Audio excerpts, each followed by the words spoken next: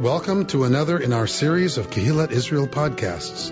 This is a recording of Rabbi Amy Bernstein's weekly Friday morning Torah study.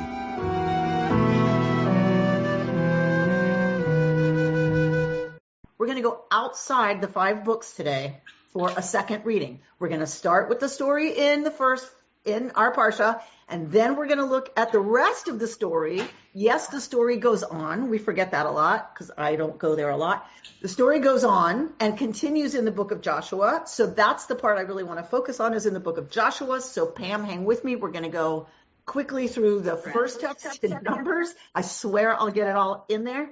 We pick up our story, the book of Numbers. We're ending the book of Numbers. We're about to begin the book of Deuteronomy. So those of you who have studied the critical source hypothesis, you know, because we've done this a lot, is we're leaving the J, E, and P sources and moving into D, the Deutero-Isaiah school.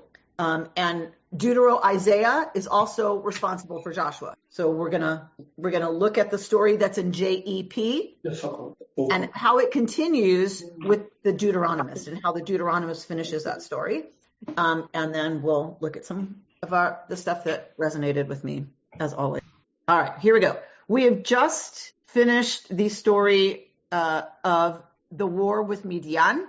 If you'll recall, the incident of Baal Peor, where the Midianite women enticed, because that's what women do, enticed the Israelite men into worshiping a god outside of Yehoshua at Baal Peor. It was a mess. And then there is a war with Midian as a result of that incident. This probably records a time of real tension and real war between Midian and ancient Israel. We know that was not always so, because who was Moses' wife? Zipporah. Yeah, exactly. Zipporah is the daughter of the high priest of Midian. Remember, the Bible's written over about 1,000-year period. It covers about 1,000-year period. So there were times where Israel was at peace with Midian, so much so that our hero's wife is the daughter of the high chief, the high priest of Midian. But there were times where they were clearly at war, and this is probably a record of one of those times. In any case, we are picking up after the war. We're about to have the people go into the land. That's how we end the book of Numbers. Remember, they're about to go into the land, because Deuteronomy is all Moses' goodbye speech to the people before they enter the land, because he's not going to go in. So as far as the narrative goes, this is the end of the narrative of Torah. Like we're done, and we're about to go into the promised land. Okay. So they're talking about dividing up the land by drawing lots, and that's how the land would be apportioned. So that's where we're picking up in chapter 32. As the discussion of dividing the land happens, Umikneh Rav Haya Livnei Reuven Ulivnei Gad, we're told that the Reubenites and the Gadites owned a lot of cattle, and they noted that the lands of Yazar and Gilead were a region suitable for cattle. So I can't read Gilead anymore after The Handmaid's Tale without a bit of a shudder, I will admit. So this is where, of course, the name comes from for The Handmaid's Tale, New Gilead. So Gilad and Yazer are really nice places for grazing. And if you have a lot of cattle, you need a lot of pasture. So they came to Moshe, Gad and Reuven, these tribes come to Moshe. They come to Eleazar the priest and the elders of the community, and they said, these places that we see listed here, the land that God has conquered for the community of Israel is cattle country, and your servants have cattle. All right. Who here has watched Yellowstone? I'm completely obsessed. Okay. So I know it's ridiculous. It's completely ridiculous, but I'm obsessed. Okay. And now I get it. It's like, this is ranch. This is prime ranch territory. These are cowboys. They want to be on the ranch. Okay. So it would be a favor to us. It would be good for us, please, if this land were given to your servants as a holding. Do not move us across the Jordan, meaning let us stay here and have this as our holding. Moses replied to Gad and Reuven, are your brothers to go to war while you stay here? Because remember, they have to there's still a conquest to happen, which we know never happened. But according to our sacred mythology, they have to take the land. Okay, so there has to be a war to take the land. So Moshe says, wait a minute, like you're going to let everybody else go to war and you're going to stay home on your nice new cattle ranch. Will you turn the minds of the Israelites from crossing into the land that God has given them? So if y'all stay here and set up this nice little life, why should the rest of the Israelites want to go and fight to take the land? You're going to take the wind out of their sails. That is what your ancestors did when I sent them from Kadesh Barnea to survey the land. Remember the scouts? Remember what a disaster that was? After going up to the Wadi Eshkol and surveying the land, they turned the minds of the Israelites from invading the land that God had given them. Thereupon God was angry and swore, none of those involved shall see the promised land, right? Because they weren't loyal to me. We remember this. None except Caleb and Yehoshua, because they remained loyal to Yud-Heh-Vav-Heh.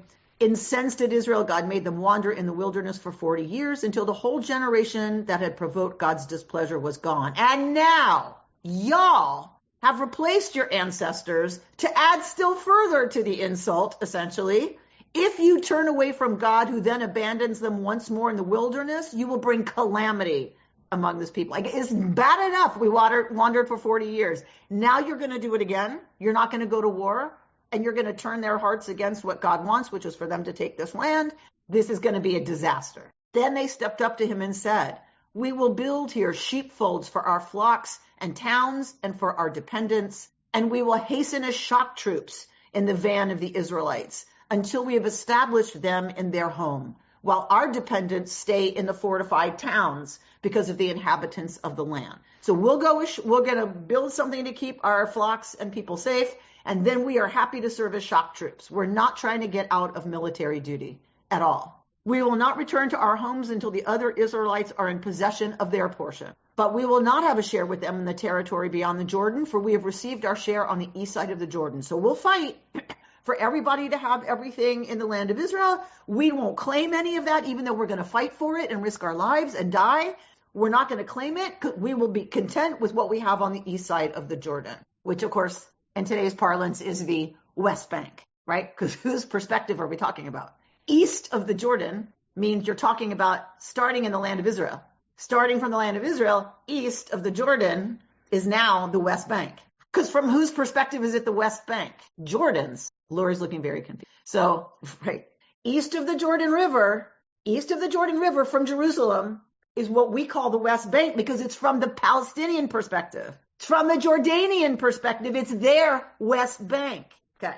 So, but what? And so I'm not trying to just be cheeky.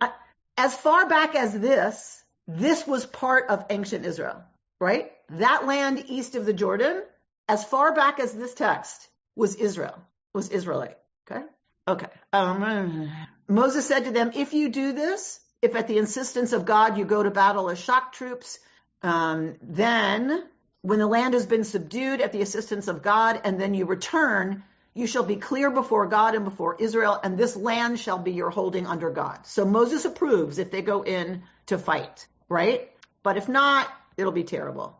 Build towns for your children and sheepfolks for your flocks, but do what you have promised. They promise, your servants will do as my Lord commands. Our children, our wives, our flocks, and all other livestock will stay behind in the towns of Gilead, while your servants, all those recruited for war, cross over at the assistance of God to engage in battle as my Lord orders. So that is exactly right what happens, and it gets repeated. Don't screw this up. And they say, we'll go, it's fine. So Moshe assigns to Gad, Reuven, and half the tribe of Manasseh, the kingdom of Sichon, of the Amorites, and the kingdom of Og of Bashan, the land with its various cities and the territories surrounding their towns. Okay, and they build there. Okay, let's go to the book of Joshua. Look at this, y'all. Look at us in past the Bible. Okay, so now we're getting the story of Yehoshua and the conquest, right? So we're getting the continuation. This is the promise is made that they can have that land, the east bank of the over on the other side of the Jordan. Now we're at the execution of all of that stuff because we're at the conquest of Joshua. Vayivarchem Yehoshua V'shalchem vayechu el elreim. So the war is over. The conquest is over. Joshua is talking and blessing the folks we were just dealing with. Reuven, Gad, and half the tribe of Manasseh. The war's over. He blesses them and says, you've been given a share in Bashan, right? And the others have been given a share beside their brothers across the Jordan seaward. And also when he had sent them off to their tents, he had blessed them. So they leave on good terms. They fulfilled their duties. They served as shock troops. They served in the war. And now they're being told they can go home. With much wealth, return to your tents, and with exceedingly many livestock, and with silver and gold and bronze, and with iron and with clothing exceedingly much, portion out your enemies' spoils with your brothers. So they returned and went, the children of Reuven, the children of Gad, and the half tribe of Manasseh, from among the people of Israel, from Shiloh, which is in the land of Canaan, to go to the land of Gilead, to the land of their holding, which they had made as their holding in accordance with the order of Yod-Heh-Vav-Heh by the hand of Moshe. They came to the districts of the Jordan, which are in the land of Canaan, and the children of Reuven and the children of Gad and half the tribe of Manasseh built a sacrificial altar there by the Jordan. Mizbeach Gadol L'Mar'eh, a huge, very visible altar. V'yishme'u v'nei Yisrael lemor, and the children of Israel heard of it, saying, the folks of Reuven and of Gad and half the tribe of Manasseh have built an altar opposite the land of Canaan in the districts of the Jordan across from the people Israel. The people Israel heard it, and so they assembled the entire community of the people Israel at Shiloh to go up against them in force. Why? What's happening? Must have built a pagan altar. It just says Mizbeach. It just says an altar. So what are you suggesting, Pam? What are you suggesting the people who heard about this huge altar, what are you suggesting they assumed? That it was maybe a altar to a local deity. Okay, so an altar to one of the Sichon and Og that they worshipped. One of the gods that Sichon and Og worshipped. Okay, all right. So they are ready to make civil war. Everyone's gathering back at the military camp. Back at Shiloh, the center. Remember, the ark is at Shiloh. The Mishkan is at Shiloh. Remember, David brings the ark down from Shiloh. So they're at the cult site. They're at Shiloh. Why are they all gathering ready to make war when they hear about this Mizbeach? Pam's suggesting because they assume it's an altar to an alien god, to a pagan god. All right, what if it's not that? What if it's something else? Tamara? Yeah, I was just going to say they're jumping to a conclusion here. They're jumping to a conclusion, 100%. Mm-hmm. So we have that. There's a tension. Well, mm-hmm. There's definitely a conclusion jump to. What if they're just jealous because they want the people to still come across and worship at the cultic sites they have set up? So what if this is about a battle for the centrality of the other Mizbeach, the Mishkan? There's an altar at the Mishkan. So possibly they're seeing this as a rival Mizbeach, a rival altar. So we have two possibilities. One, they are concerned about apostasy, and so they're ready to make civil war. Because remember, this is a theocracy. This is not a democracy, right? This is a theocracy. God is king. If you go against God, you are committing treason. If you go against Yod-Heh-Vav-Heh. So possibly this is a civil war, because it's treason that they've committed. Or they've committed something else almost just as bad, which is breaking with the cultic rules of offering sacrifices at the Mizbeach at the Mishkan. Now, we have no text that tells us until Deuteronomy that worship was centralized at the Mishkan.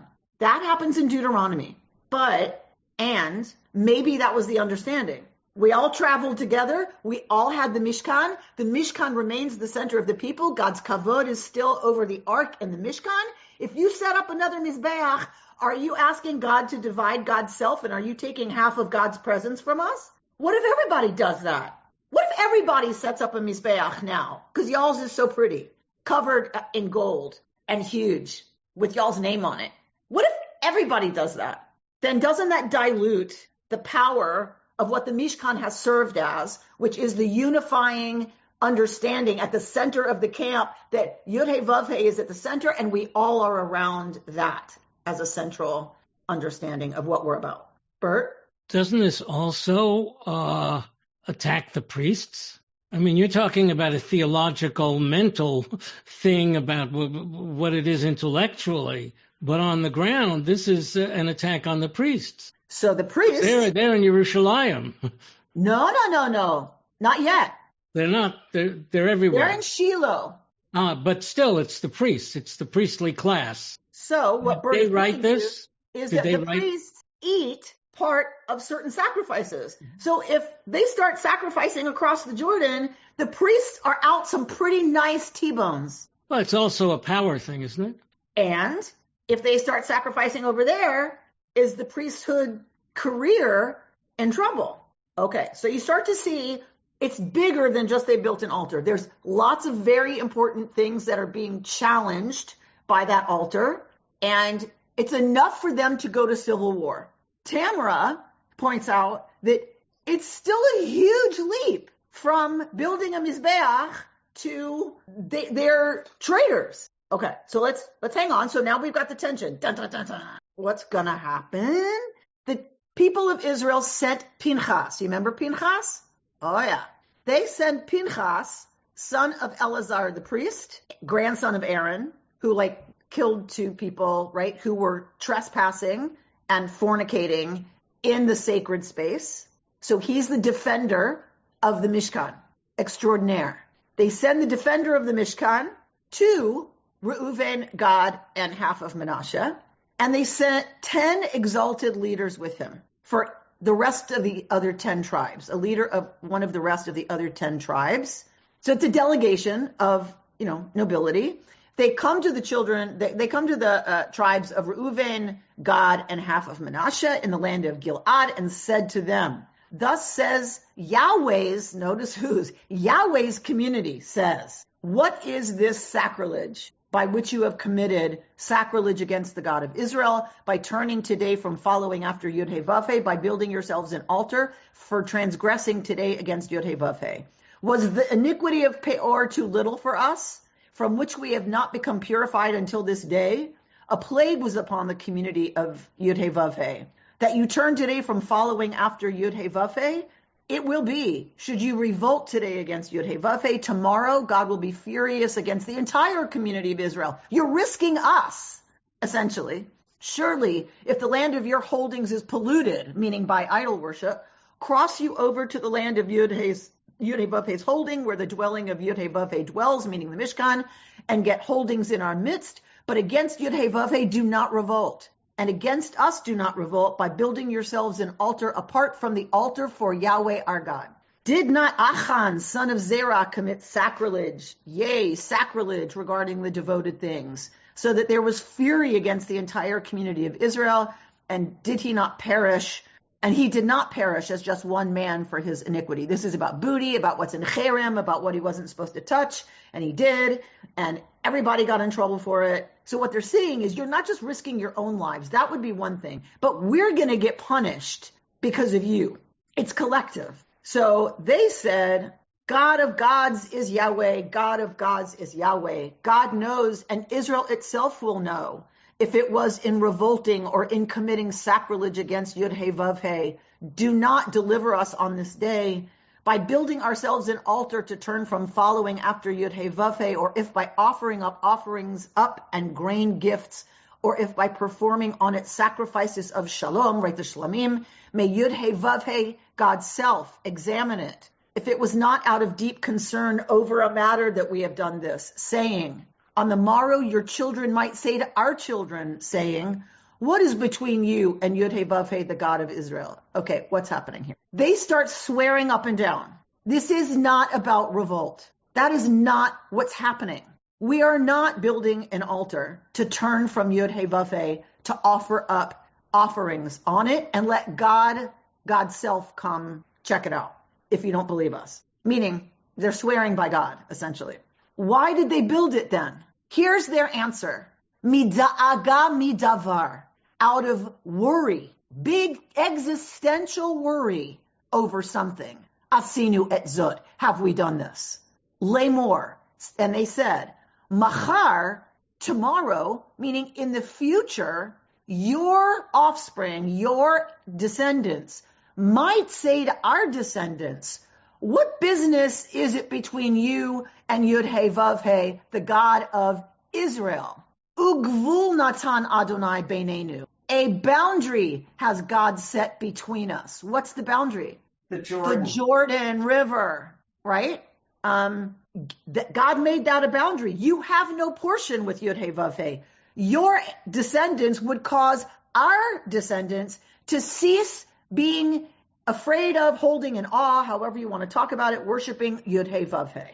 So we said, let us act for ourselves to build an altar, not for offerings up, not for sacrifices, but rather as a witness, let it be between us and you, and between our generations after us, to serve the service of Yud-He Vav-He in God's presence, through our offerings up, through our sacrifices, and through our shlamim, so that your children, your descendants, will not say in the future to our descendants, you have no portion with Yud-He Vav-He.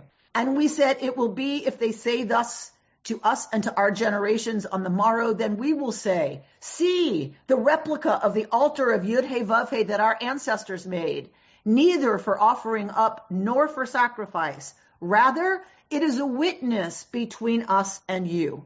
Heaven forbid for us to revolt against Yud-He Vav-He, to turn today from after Yud-He Vav-He by building an altar, aside from the altar of Yud-He Vav-He, our God, that is in front of God's dwelling. And it was good in the eyes of Pinchas and the other leaders. They see that they are not committing sacrilege, and then it was all groovy. They decided not to make civil war. Okay, interesting. Most of us have not studied this story, right? Most of us leave it where we just were. All right, Susan? It just reminds me of this is the first tension between Israelites and the diaspora. And we see that today. Try praying at the wall. I wonder where I might be going with this. Tamara. Yeah, it came to me just the division of our Jewish people today, and how if we could understand each other, if the Orthodox could understand that reform isn't trying to do something sacrilegious, but we're just honoring our own way. There's so much division here and misunderstanding. Beautiful. And you were the one who pointed out they jumped to conclusions very quickly, because is that not the human tendency to jump to all kinds of conclusions? So one of the things that the tradition does with this in the commentaries and in the Midrash is that they lift up the fact that the other side sends Pinchas and a whole delegation of leaders to go check it out. And throughout the tradition, this is lifted up as an example of don't go with rumors. Don't assume you know because somebody saw something. You're not saying they're lying by saying they saw an altar over there. Okay, all right, they saw an altar, but that's all you know for sure. If they say it's because they want to worship blah, blah, blah, blah, blah, oh, wait, right? So you got to report that somebody saw something, send somebody to check it out. Then make some decisions about what you want to do. Okay.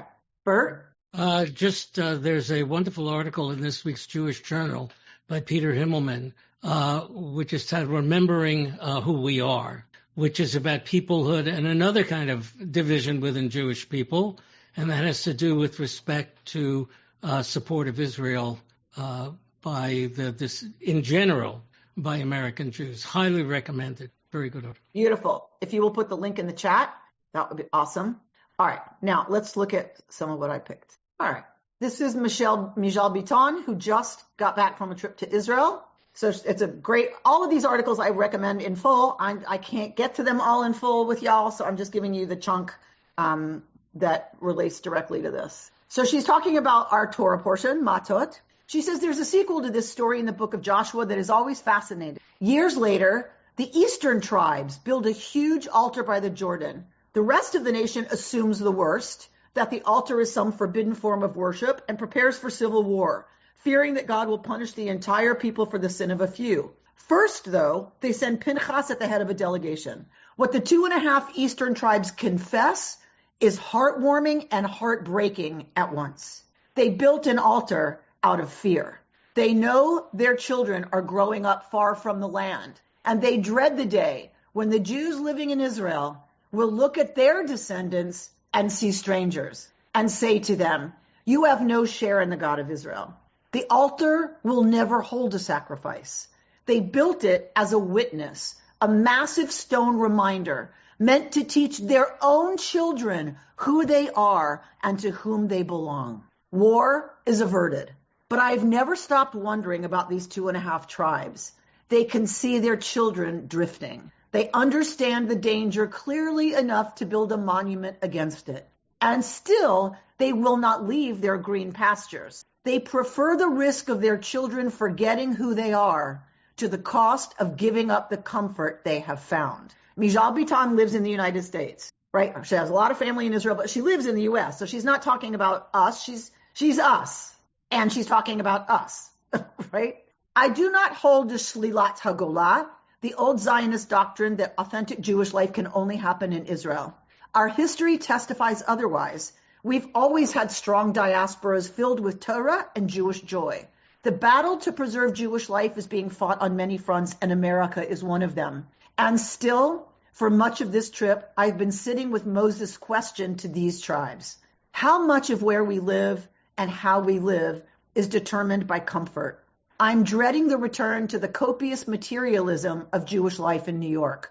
Without romanticizing Israelis, a simpler and more idealistic life is easier to reach here. One of my cab drivers this week showed me a handkerchief that belonged to his mother that he keeps in the car to remember her, and to remember that even she could take nothing with her to the world to come. How many of us abroad are thinking about the world to come? Then the harder question. My sister's husband just left for a 3-month stint in Miluim, the reserve duty that hundreds of thousands of Israeli families carry year after year. She is not alone. So many of my cousins and my husband's cousins are serving, leaving behind newborns and careers. Are we really doing what we can to share that burden? I do not know what the future holds or whether my cousin's dark premonition, this is obviously referencing the beginning of the article, I've not accepted their fatalism about America and New York. I want to fight for our country. But if we choose to stay and fight, we have to be able to answer Moses' questions. And like those tribes on the far side of the Jordan, we had better keep building altars of our own.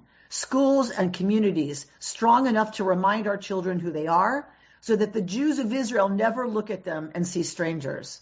We fly back to New York in a few hours, and I'm so sad to leave. The words Caleb and Joshua spoke against the spies keep rising in me. Tovah haaretz me'od me'od. The land is very, very good. I love this land and these people, and I pray that God keeps giving us the privilege of coming back the way my cousins begged us to come willingly. So when she says we have to answer Moshe's question, what she's saying is, he said, are you going to leave your kinfolk to fight for you? So she's saying 2 things. One, that are we doing everything we can do and need to do to help our brethren and sisters in the land of Israel? Are we doing our share the way that these 2.5 tribes did, sending their folks to fight also? And are we building a mizbeach big enough, loud enough that our kids understand, our descendants, and I don't mean our children, I mean us as a people, our liberal Jewish next generations understand who they are and where they come from? Are we living and building a vibrant enough Judaism and Jewish people that they understand who they are? I believe this is absolutely the question of the moment, and it's comforting to see that it has been for 3,000 years. The diaspora started this early, which gives me great hope, actually, right? That we've been doing this business for 3,000 years of trying to figure out how to relate to each other, those of us who are not in the proper land of Israel. And we're doing it still. And is the commitment there still to doing that and figuring that out? We desperately hope so, those of us who feel like peoplehood is what's primary for us, not where you live, what kind of food you eat on Pesach, whether you eat beans and rice or don't. That's not what's important. What's important is we're part of the same people. All right, Susan? Rabbi, I think I've belonged to KI more than 30 years, and it's more vibrant. That it was so vibrant when we joined and started with preschool, and it's so vibrant now. And I think KI totally answers the question, is there hope for the future? There sure is. I love that. Love that. Gold star for Susan, because maybe I'll sleep tonight. All right, let's look at another, because good stuff, y'all. This is good stuff. All right, this is in the Times of Israel. As always, the links will be posted because Bert is so amazing. He will have them up this afternoon with the podcast. We're jumping into the middle of an article, so they asked a different question. Jews are asking a different question, not because they reject Judaism, but because they are searching for other ways of understanding it. Some speak about Jewish peoplehood. The idea that what binds Jews together is not only a shared homeland, but a shared covenant of memory, responsibility, culture, language, learning, and mutual care. Others wonder whether Judaism can remain deeply Jewish, even if Israel is no longer the organizing center of every Jewish life. There are questions about what holds a people together. Ironically, they are questions Moses himself seems to ask. His first response to the two tribes sounds like outrage. Shall your brothers go to war while you stay here? Notice what he does not say. He does not question their place within the people of Israel. He does not accuse them of abandoning Judaism. Instead, he worries about something else entirely. Shared responsibility, shared destiny. What troubles Moses is not geography, it is solidarity. In the end, he reaches a compromise. The tribes may indeed build their homes east of the Jordan. Their address is negotiable. Their responsibility is not. Before they settle, they must first cross the river alongside their brothers.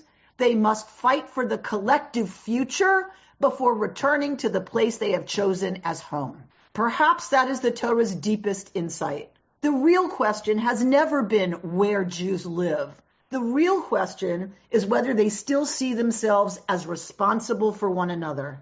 That insight feels surprisingly contemporary. Across Israel, increasing numbers of liberal Israelis quietly wonder whether they still have a future here. In recent years, I've watched painful conversations unfold on both sides of the ocean. Some Jews have become so disillusioned with Israel that they begin distancing themselves not only from Zionism, but from Jewish life itself. In both cases, there is a temptation to throw out the baby with the bathwater, to confuse disappointment with one expression of Judaism for the abandonment of Judaism altogether. Judaism has survived in deserts and capitals, in Babylonia and Spain, in Poland, Morocco, Argentina, Australia, and North America. Long before there was a Jewish state, there was a Jewish people. Long before there was a political sovereignty, there was Torah, memory, argument, ritual, ethical responsibility, and community. None of this diminishes the miracle of Israel, nor does it weaken my own commitment to its future. Quite the opposite. It reminds me that if Jewish identity depends on only one pillar, then it becomes dangerously fragile.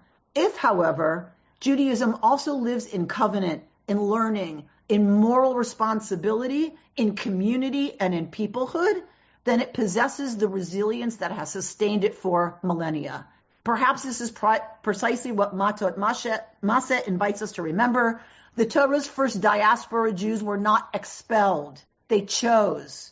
Moses ultimately accepted their choice. He asked only one thing of them: never allow distance to become indifference. So I think that's a couple of things that she points out there in that blog, the Times of Israel blog, and that is that it's not only necessarily a danger, but having a thriving diaspora community can be a source of enrichment and strength for the community of Israel in Israel. The same way that it can be an inspiration and strength for us. Whenever I visit there, I come back somehow with my Jewish soul fed in a different way. My friend who's over there now keeps texting me. She hasn't been there in 10 years. And she's like, oh my God. And she sends me a picture of this bumper sticker and that graffiti. And she's just like overflowing. And I'm like, yeah, there it is. There it is. What we can only get in Israel. And we cross-pollinate. That's what Kaplan wanted, was a thriving diaspora community for us here in America, to live in two civilizations so that both could feed each other from the best of who they are and put a check on the dangers of the excesses of who each of those cultures encourage us to become. And when that happens, when there's that cross-pollination, it strengthens us as a people. We have to make sure that that's what we're about, is keeping that primary. And this is, again, one of the reasons that we left our official affiliation with the movement, because we will not turn our backs on our people in the land of Israel, to leave them in danger and to say that they don't have a right to self-determination and a state that's already been created. Sorry, people, but it's already there. So, yeah. But I believe that's exactly what Kaplan would want, right? And that these, as far back as this is how it's supposed to be with diaspora relations. One more. Look at me. Look how fast I'm. This is from my friend Dara Frimmer. These are her notes from our shiur in Hartman with Danny Siegel, Dr. Danny Siegel, one of my favorite teachers. These are her notes that she turned into a sermon from his class on this story in Joshua. We learned this story with Danny.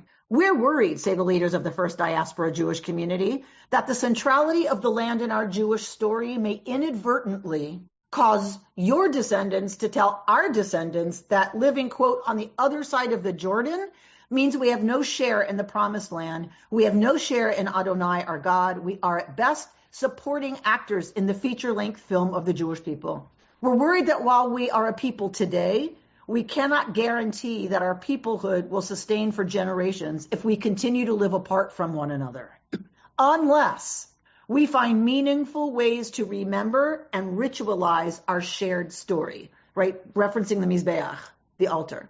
A story of movement and wandering, a story of leaving and coming home, and then leaving again, a story of separation, a story of oneness. Here is the altar, which tells the story of who we are. Here is the inheritance we leave for our children. Please, God, let it be enough to hold them together when the Jordan River becomes an ocean, when the separation is now ideological, when our children and grandchildren no longer recognize one another and struggle to find our mother tongue. We, the inheritors of diaspora Judaism, have chosen to live outside the land. We've surrendered our inheritance rights. Our river is now an ocean. We no longer serve as shock troops, and yet we yearn for a language and ritual practice to maintain our obligation to our brothers and sisters, to stay connected to the ancient story of a people chosen by God, redeemed from Egypt, and brought to the promised land. The ancient deal was clear-cut. If you preferred to live outside the land, then you helped fight for the sovereignty and safety of your people. Today, what is the compensation or skill we offer as a trade for the right to live elsewhere? What is our connection? What is our commitment? The formation of the State of Israel in 1948 was a miracle. After thousands of years of yearning to return home, the Jews had a home, a place where our people could feel rooted, a place where they would feel unified, where broken pieces could be collected and slowly put back together. The remnants of the ancient temple rebuilt into streets and businesses and high-tech companies. Am Yisrael Chai. And yet, each time the people have entered the land of Israel from ancient times until now, there is a turning point in our collective history and identity. There is an unintended rupture with the community of Klal Yisrael. If Israel is now our home, what do we call the land outside of Israel in which Jews live?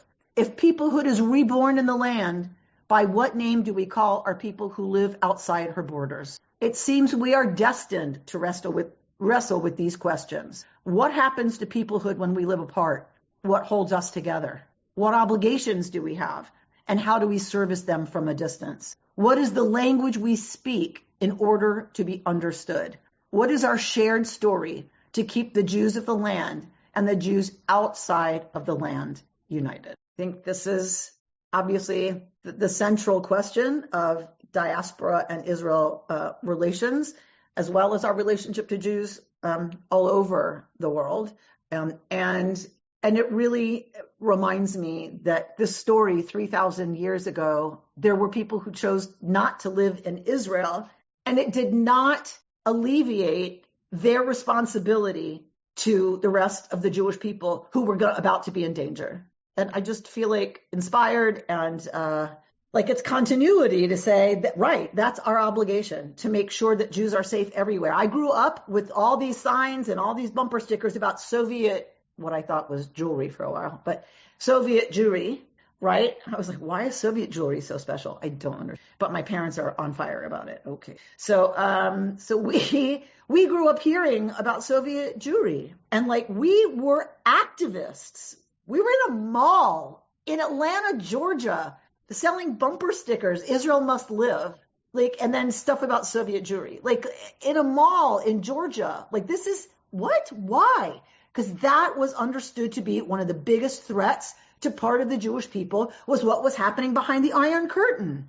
And we were motivated. I was dragged, but my parents were out there like doing this stuff. And it's like that.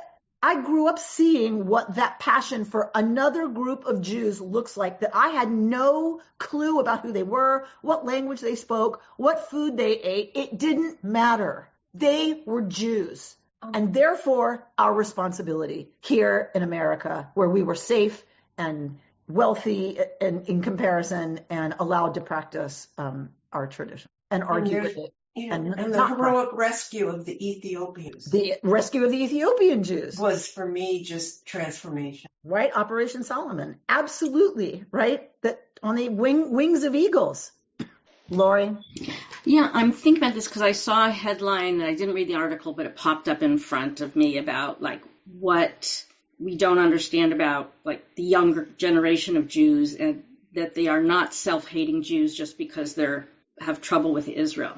And I don't know if I'm going to be articulate enough about this, but what your conversation just now made me think, though, is it may be that the direction is that Jews can have a sense of peoplehood without seeing that Israel is, that we have the obligation to Israel any different to Jews in Poland.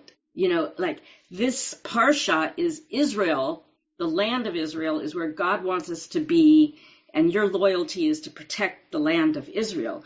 Not that we have mutual obligations to each other. It's not that wherever you happen to live as a Jew, we have obligations to keep each other safe. It's the land of Israel is where your obligations lie. And I think that there may be an evolving towards that doesn't really move me that much, but I still have this sense of Jewish peoplehood. So Israel just may be a place where a lot of Jews happen to live. So that's what I would argue has happened. That's where I think you're right. I think that the language has to shift. We need to quit talking about supporting Israel, I think, especially to younger Jews. It's not support for Israel. It's support for the Jewish people in Israel. That's half the Jewish people live in Israel, in the Jewish state. This parsha comes to say you have to take risks too. Just like those Jews there trying to defend their right to live in Israel as Jews with people who want to destroy that, including Jews who want to destroy that, you are obligated, y'all on the other side of now the ocean, not the river, y'all are obligated to help defend them. I think that is the shift in the narrative that has to happen for some of these young people. So they're individuals who are in danger. It doesn't matter what their government is doing. Yes, they're Jews in danger. Look around at their enemies' attack saying we want to obliterate the Jewish people and the Jewish state from the ocean to the sea. The river to the sea, right? They're clear about it. It's not even subtle. So if it's an existential threat to the Jewish people, why do we feel we are not obligated? You can hate Bibi Netanyahu and the policies of the Israeli government all you want. Ask me how I feel about our government. Y'all know. Right. So, but does that mean I don't have obligations to America? That's so silly and stupid on some level. And so like shooting yourself in the foot, cutting off your nose to spite your face, whatever, to say I'm not going to invest in America because I hate the government and what they're doing in my name. That's the most ridiculous. That's so not Jewish. Invest. Okay. Sorry. That was a bit of a soapbox. Sorry, Bert. I think that for Jews in America, this is a particular challenge because the ideology of America is you come here and you leave the country and the identity that you had behind. And tribalism has become a dirty word. And so America keeps on telling us, as other countries have, but I think more in America, that really what we need to do is shed our other identity and just become American. Okay. You can't become American until you stop being something else. Okay. On that point, we're going to have a major discussion in August. I'm going to be teaching from Hartman's new journal called The New Sources. Sources is the name of the journal. The newest edition is about America at 250 and the Jewish people in America at America 250. To this point, what happened was that was exactly the tension. That's why Reform Jews said we're good Germans and we're going to worship in German and we're going to take off the kippah and we're going to uncover our heads because that's how one shows respect in Europe. And we're going to take off the talit because that's silly. The tzitzit being blah, blah, blah, that's silly and it's superstitious. So we're getting rid of all of that and we're going to be good Germans. What happened in that exchange, which also happened in America, is look at us. We are good patriots. We are good citizens of the Enlightenment. We are shedding our tribalism. We are Jews, but Judaism is only a religion, just like Christianity. So, Bert, I will challenge you on we have to leave behind all of our other identities. Jews did not feel like they had to leave behind their Jewish identity. They could be Jews, but their Judaism had to be only a religion. Right. Excuse me. Christianity. I was not expressing that as my opinion. I understand. I was saying the American ideology, ideology. Yes, I understand. What I'm saying is America did not say we couldn't have our Jewish identity. They never said that. That was the beauty of this country. The beauty of this country is, no, you can be Jews if Jewish means that's your religious practice, because everybody can have whatever religion they want. That is where peoplehood got challenged and fell apart for Reform Jews. That's where ethical monotheism comes in. It's where part of the conservative movement comes in. But that's why Reconstructionism started, because Kaplan and his folks said, it's not just a religion. We know that. It never has been. And we refuse to choose between our Jewish identity, full Jewish identity, culture, language, music, art, food, history, worldview. We refuse to choose between that and being fully American. That is why I'm a diehard Reconstructionist. Right there. Because we will not say it's just a religion. Because lots of folks are very Jewish who do not observe. And Kaplan honored that as being fully Jewish. You've been listening to Rabbi Amy Bernstein's Friday morning Torah study from Kehillat Israel in Pacific Palisades, California. For more information, go to our website, www.ourki.org.